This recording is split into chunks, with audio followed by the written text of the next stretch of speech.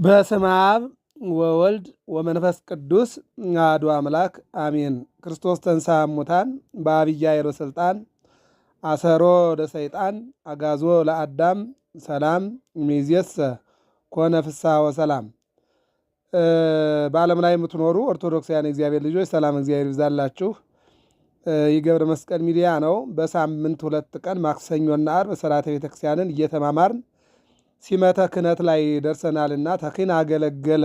ካህን ማለት እግዚአብሔርንና ምእመናንንና እግዚአብሔርን የሚያገለግል አገልጋይ፣ የሚታየውንም የማይታየውንም የሚያገለግል አገልጋይ ማለት ነውና እየተማማር እንመጠናል። ዛሬ ላይም በሚቀጥለው እንጓዛለን።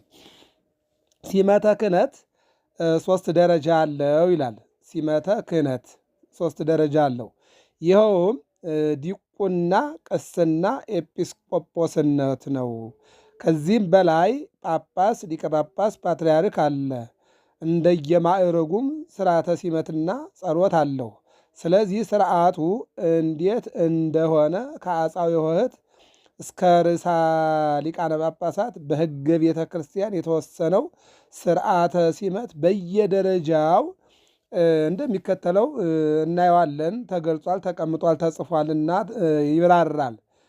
ስለዚህ የመጀመሪያው ዲቁና ነው። ከዚያ ቀጥሎ ቅስና ነው። ከዚያ ቀጥሎ ደግሞ የሚቀጥለው 3ኛው ደረጃ ኤጲስቆጶስ።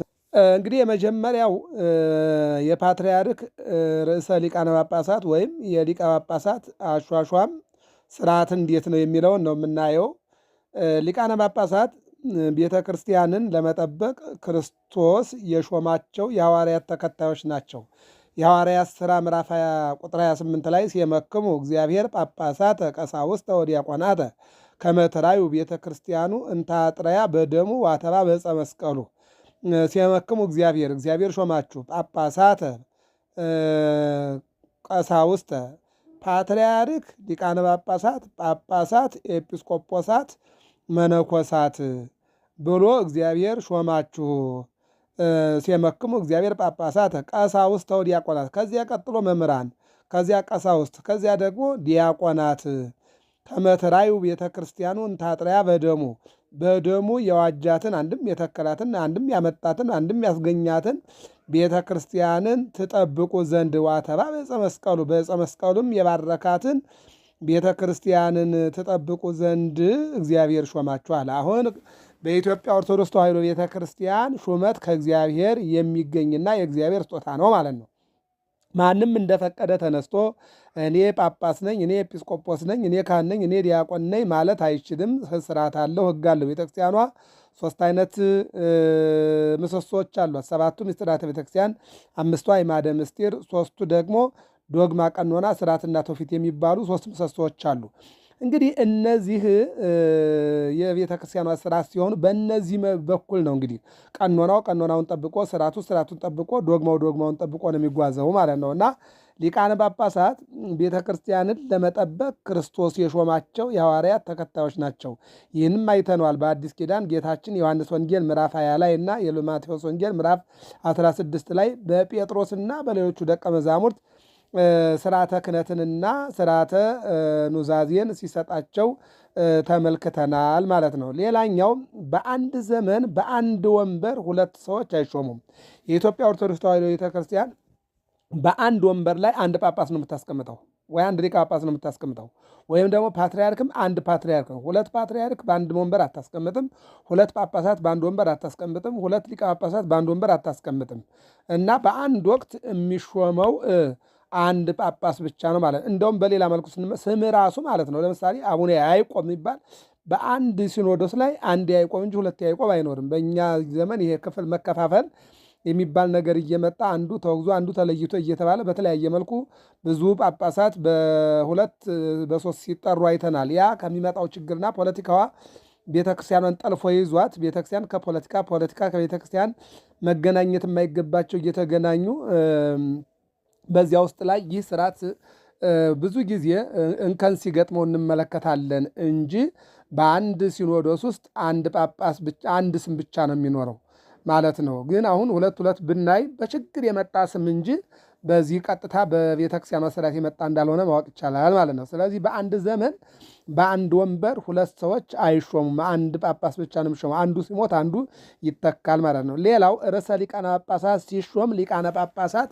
ኤጲስቆጶሳት ይገኛሉ። ይህ ሹመት ያለ ኤጲስቆጶሳት ጉባኤ አይደረግም ይላል። ፓትርያርክ ለመሾም ማለት ነው፣ ለወንበሩ ለመሾም ማለት ነው። አሁን ባለው ደረጃ ላይ ግን ጳጳሳትና ኤጲስቆጶሳት ብቻ ሳይሆኑ የመንግስት ተወካዮችም ባሉበት ሁሉ ነው አሁን ላይ ሲሾም የምንመለከተው። ነገር ግን ቤተክርስቲያኗ የምትለው ኤጲስቆጶሳትና ጳጳሳት ባሉበት መንበረ ፓትርያርኩ ይሾማል ብለው ነው የምታስቀምጠው። የሃሉ ኤጲስቆጶሳት በሲመተ ሊቀ ጳጳሳት እስመ ኢይትፌጸም ዝንቱ ዘእንበለ በህላዌ ጉባኤሆሙ ለኤጲስቆጶሳት ወህላዌ ጴጥሮስ ወህላዌ ጴጥሮጶሊስ ዘውቱ ጳጳስ ጲጥሮጶሊስ ዘውቱ ጳጳስ ፍትሐ ነገሥት 4 ላይ የምናገኘው ነው ማለት ነው። ስለዚህ እንደ ቤተ ክርስቲያኗ ስርዓት ርዕሰ ሊቃነ ጳጳሳት የሊቃነ ጳጳሳቱ ርዕስ ማለት ፓትርያርኩ ማለት ሲሾም ሊቃነ ጳጳሳት ኤጲስቆጶሳት ይገኛሉ። አዎ እነዚህ ሁለቱ ባሉበት ነው የሚሾመው ማለት ነው። እንግዲህ ሊቃነ ጳጳሳትና ጳጳሳት እነዚህ ባሉበት ይሾማል ነው የሚለው። እነዚህ በሌሉበት ግን አይሆንም ነው። ሌላው ሊቀ ጳጳሳት ያወገዘውን ጳጳስ፣ ጳጳስ ያወገዘውን ኤጲስቆጶስ፣ ኤጲስቆጶስ ያወገዘውን ቄስ